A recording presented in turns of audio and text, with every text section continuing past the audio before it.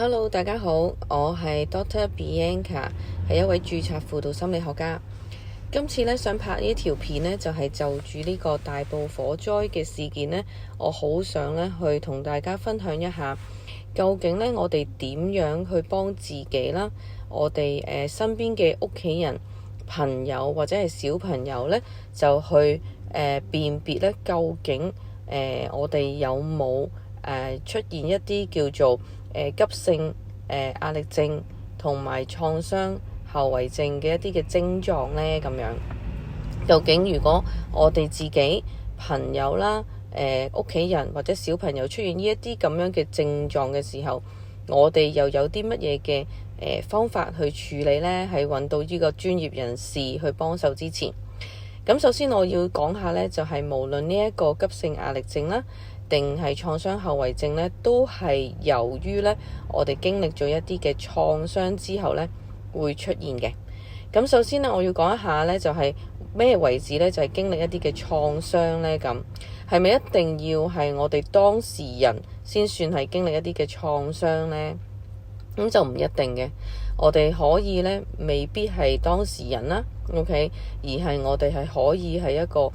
旁觀嘅人，亦都可以係透過電視嘅熒光幕去知道呢件事，又或者就係可能我哋聽到其他人去講，追蹤呢一啲嘅新聞，只要其實喺個過程入邊我哋有機會將自己都投入喺當事人嘅感受入邊啦，而我哋自己亦都出現一啲嘅感受或者情緒反應嘅時候其實同一時間我哋都有機會就係有同步地去經歷呢個創傷。呢個創傷好多時係講緊我哋經歷緊就係見到自己或者他人嘅安全啦，同埋生命就係受到威脅啦。咁好明顯，今次大埔火災呢件事我哋香港嘅市民有好多都有同步地係經歷呢一個咁樣嘅創傷嘅。咁呢個急性壓力症同埋創傷後遺症究竟係點樣去分辨呢？最主要就喺個時間線上邊嘅。當經歷咗創傷之後，即時啦，至到大概1個月內嘅時間而有出現一啲嘅症狀咁就係一個叫做急性嘅後遺症、急性嘅壓力症。咁而係當呢一個創傷經歷咗之後到1個月以後，而嗰個症狀仍然係持續地出現呢個就會係一個叫做創傷嘅後遺症。當然呢一啲嘅診斷都需要由專業人士去作一個定斷啦。咁專業人士可以包括係精神科醫生、臨床心理學家同埋其他嘅輔導心理學家都係可以嘅。好啦，咁要講下就係究竟出現呢個創傷之後，經歷咗創傷之後，咁一般人 OK 係會出現有機會有啲乜嘢嘅症狀，而我哋會話佢有機會係出現咗呢一個嘅急性壓力症同埋創傷後遺症咁樣。咁基本上就係有幾大嘅症狀嘅。第一就係好可能我哋冇辦法去控制就係不斷咁樣嘅回憶嗰件創傷嘅事件啦，去諗起嗰件事啦，突然之間係毫無預警之下喺我哋個腦入邊去閃出啦，又或者其實就係有個當時去睇到嗰件事嘅時候一啲嘅好唔舒服啊，好唔開心啊，憂傷嘅感受啦，甚至乎就係觸景生情嘅。亦都我哋會有持續嘅恐懼啦、憤怒啦、不忿啦，又或者我哋係唔想去同其他人去接觸啦咁樣，又或者我哋就係去逃避所有相關嘅人或者資訊。OK，包括我啲嘅回憶啦、嗰啲嘅感受啦，或者就係相關嘅人啊、地點，我哋唔想去嗰度啊，或者係知道一啲嘅對話啦，所以關於提醒嗰件創傷嘅事都係未必想去接觸嘅。又或者我哋呢喺個情緒上邊呢係比較易嬲啦，而情緒失控啦，瞓唔到覺啦，寢食難安啦，影響咗我哋嘅睡眠質素啦，我哋進食啦，甚至乎呢係做一啲平時有興趣嘅嘢，OK，我哋都已經冇興趣呢。咁呢啲都會係一啲嘅症狀嚟嘅，OK，咁亦都有啲時候呢，因為有呢一個咁樣嘅創傷，其實呢個突如其來咁大嘅壓力呢，亦都有部分嘅人呢，佢會有出現一種呢係麻木嘅感覺，佢好似冇感受，好似感受唔到，而佢呢就係好專注地呢去做一啲實在嘅嘢，OK，又或者佢好覺得自己係應該要感受到一啲嘅情緒，但係佢冇辦法只去感受，又或者佢覺得呢好似呢經歷一件咁樣嘅事，我係需要喊，但係我又喊唔出咁樣嘅，甚至乎呢，就亦都呢有一啲呢就係短暫性 OK 對於呢個創傷事件嘅失憶或者唔記得嘅狀況啦，咁 OK， 咁呢啲以上種種嘅症狀呢，其實都會係急性壓力症同埋創傷後遺症呢共同都會有嘅一啲嘅症狀。咁所以頭先我講過啦，基本上呢最主要個分別呢就係時間性上邊。咁但係呢件事上邊呢，其實我哋喺而家呢一刻呢，因為只係尋日發生，咁其實我哋都唔需要呢去處理嗰個時間性。咁如果我哋自己，我哋屋企人 OK， 尤其是我哋自己或者我哋屋企人啦、朋友，都係一啲嘅前線拯救嘅人員，包括消防員啦、警察啦、醫護啊、救護人員啦，甚至乎係一啲咧主動去參與幫手嘅義工啊、市民啊，其實都係會咧有機會咧出現呢一啲咁樣嘅狀況。咁但係我亦都好想講下，就係當出現呢一啲咁樣嘅症狀嘅時候，當然咧我哋係希望可以咧盡快處理嘅。咁而處理嘅方法咧，男士同女士咧確實亦都會有一啲嘅唔同。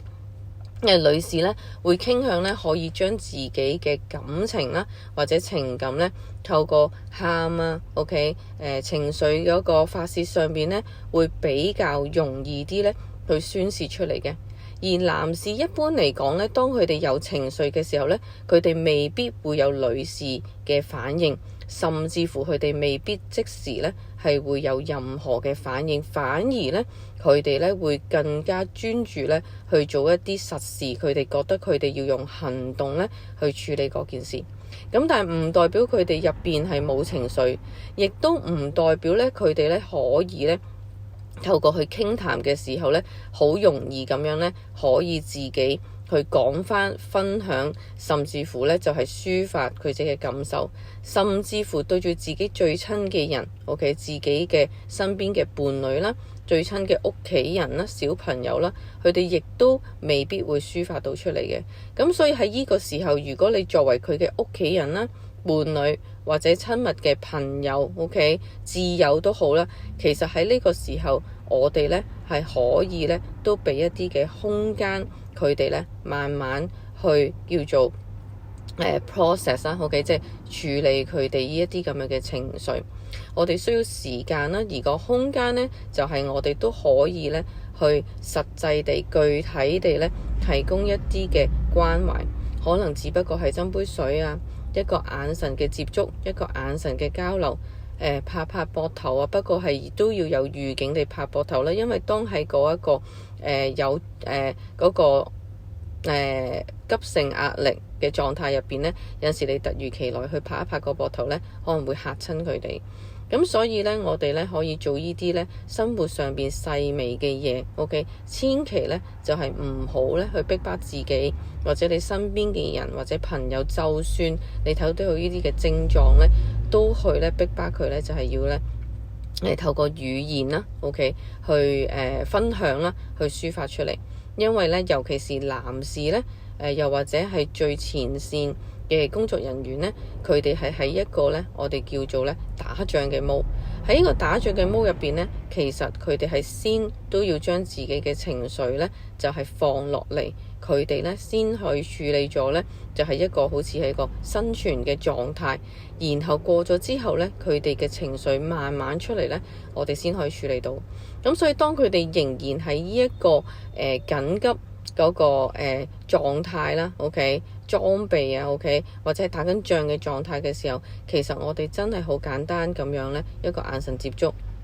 俾一杯水，或者俾一啲小食啊，OK， 或者可能係簡單嘅交流，或者係身邊嘅陪伴呢， OK， 只要我哋繼續細心觀察佢哋動態呢，其實就已經足夠㗎喇。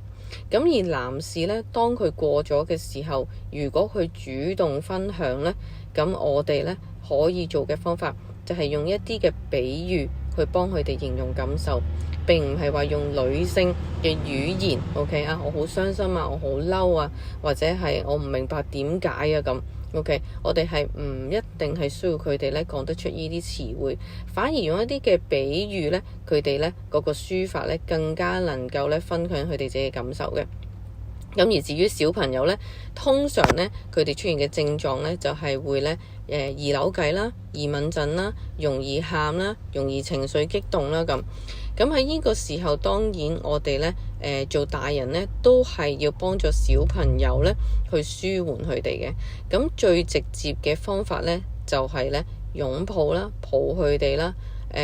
用一個即係肢體嘅接觸啦、身體嘅接觸啦，去安撫佢哋嘅情緒啦，陪佢哋瞓啦。OK，咁亦都咧就係要去盡量避免俾佢哋再接觸呢一啲咁樣嘅資訊啦咁所以咧，其實咧喺呢一個嘅災難啦，OK， 呢一個創傷嘅事件入邊咧，喺呢個時候咧，大家可以做到嘅最幫到手嘅就係先觀察自己，觀察身邊嘅人，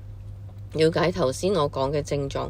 若果你真係發現你身邊嘅人有呢啲咁樣嘅症狀嘅時候咧，繼續持續地去觀察 OK， 亦都係俾一啲咧就係具體上邊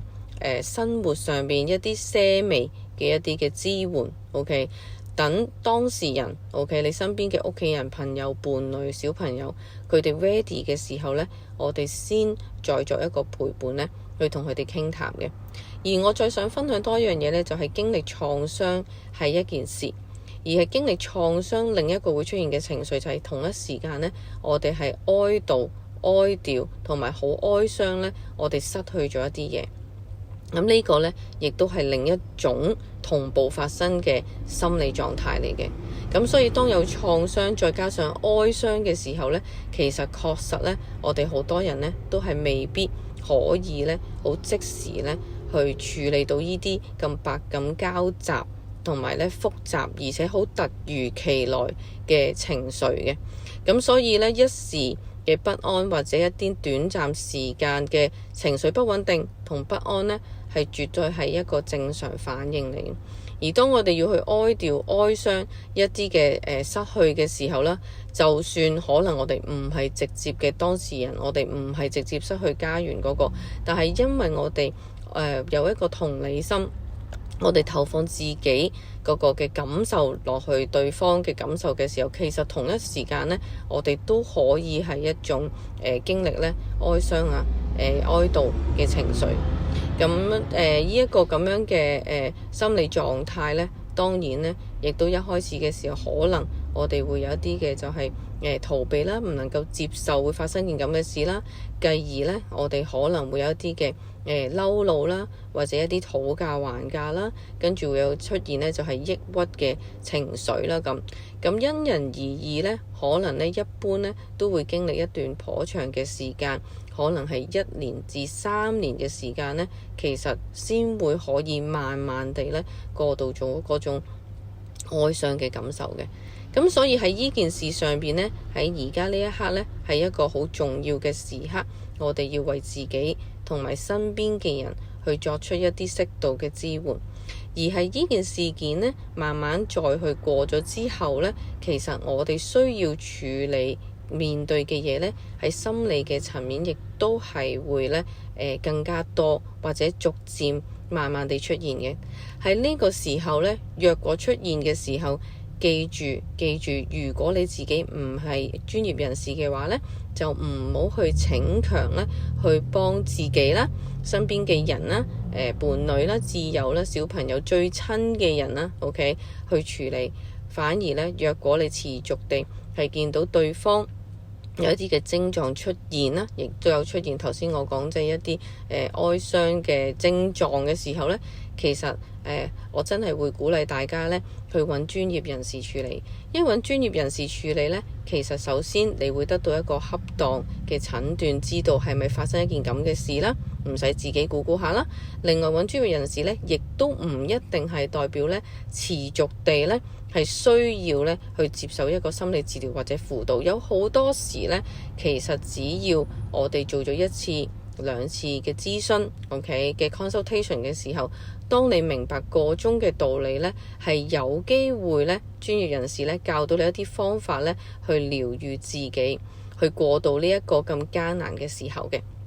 好啦，今日呢我都講咗好耐啦，10幾分鐘。我希望呢一個短片呢可以幫助大家更了解而家我哋每一個人。OK， 每一個關注呢件事自己嘅心理狀況有啲乜嘢嘅解決方法，亦都呢係預先俾一個預告大家呢，就係呢件事呢持續地繼續發展落去嘅時候，我哋要點樣去留意自己同埋身邊嘅人嘅狀況，同埋適時呢係去尋找 OK 專家嘅協助嘅。